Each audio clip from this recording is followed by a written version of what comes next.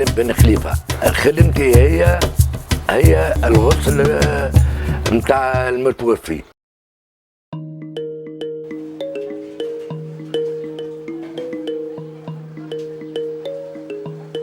تعلمت الصنعة من شيخ في جامع الزيتونة، حبيبي عمل لك، قال لي اجي نعلمك كيفية الغسل.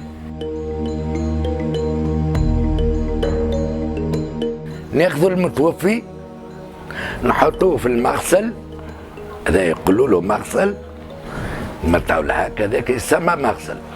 نحطوا المتوفي، نستروا المتوفي من السرة حتى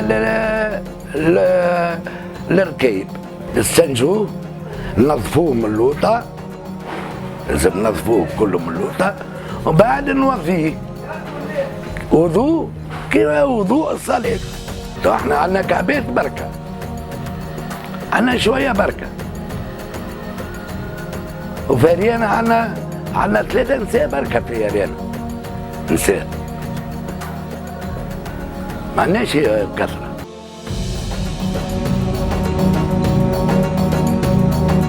أنا نخدم راني، أما هذه عملتها الأجر. كنت على الأول تعلمت، عندي مرأة اسمها رمضانة يرحم والديها، هي اللي علمتني قديش من مرة نمشي معاها وين نحب. أنا خاطر قلبي كبير وأنا مؤمنة بربي برشا وما خافش أنا من الميت، فهمت؟ دونك نحب باش نتعلم حاجة للأجر. فما حاجة الإنسان لازم يعمل لدنيته الأخرى. بشوية بشوية بشوية تعلمت حتى لين تعلمتها. نمشي نصلي في الجامع نتاعنا نتاع ريانا، فما مدرسة قرآنية برشا وبرشا يحبوا يتعلموا وقاعدين يتعلموا، واللي قاعدين يتعلموا يجيوني ليا أنا ويسألوني، فهمت؟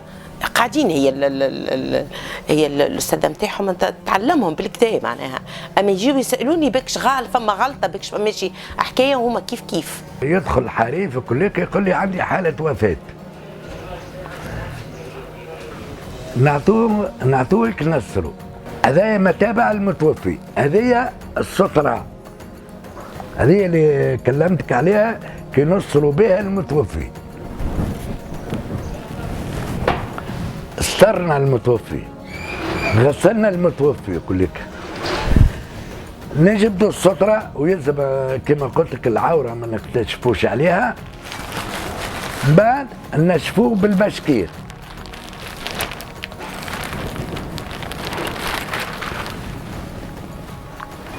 بعد هذه الفوطة يتحسن بها الغاسل.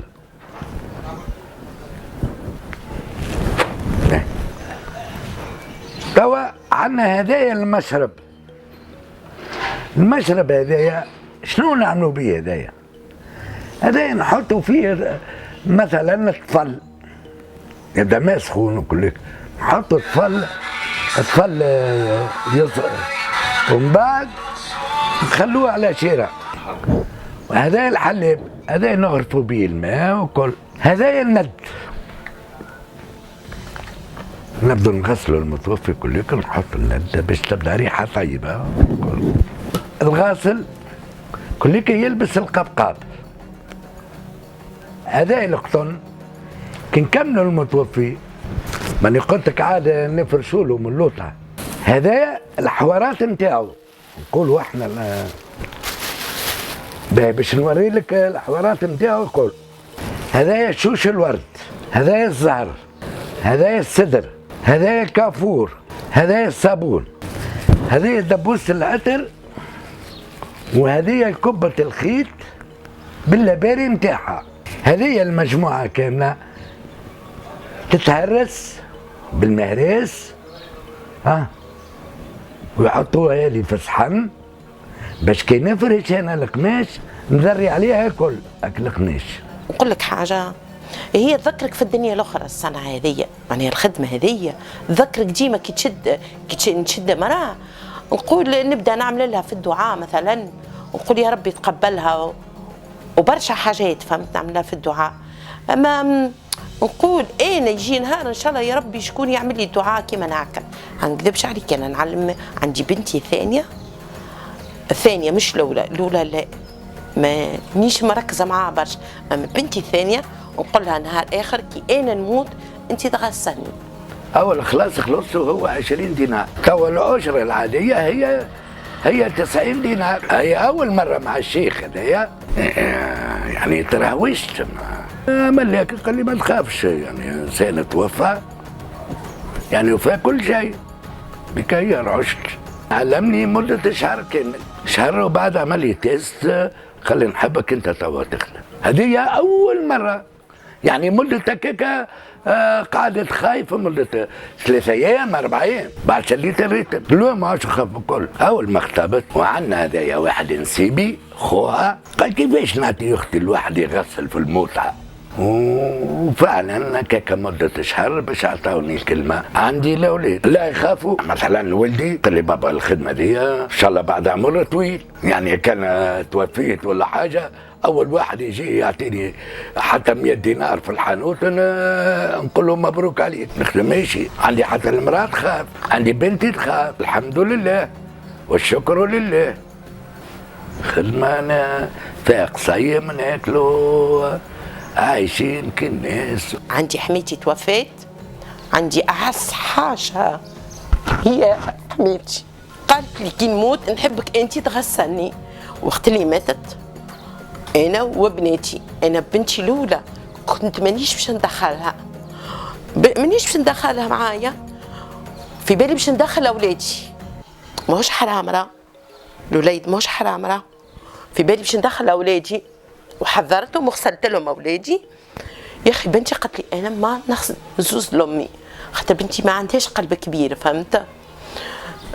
دخلت معايا وغسلتها وتبارك الله عليها، معناها ما قلت لهم انا نهار اخر نحبكم كما انا عملت لامكم انتم تعملوا لي. اصعب موقف حاله الوفاه تاع مثلا ترى اكسيدون يبدا نفرك، يعني قل لي انت كيف باش تخدم. نعملوا هكا نفرشوا الكفن ونعملوا مشمع على الكفن ونحطوا هكا ونجيبوا له دبوزه صغار، خاطر ما فيش ما تنجمش تخدموا بالسنه ولا هاك تجيب دبوزه صغار ولا دبوزه عطرشيه ويعني وتصب عليه هاك الدبوزه هذيك الليتره، وبعد كي حطيته هاكا تزيد تحط المشمع خاطر اجزاء وتغطيه وتعمل الكفن اسواق كبير يعني عندك اجر. ونعاونوا الزوالي هاي نعاونوا ما ناخذ على ظهرك. عندي الغاسله معي امراه متقيه لله ما تاخذ على ظهرك، يعني تخدم معايا وحاجه نعمل لك تجي حاله وفاه بتاع امراه نكلمها في التليفون تقول لي حاضر سي الحاج، هي اصلا هي جاتي قالت لي يا حاج جاء ربي كي تبدا ثم حاله وفاه بتاع امراه عيط لي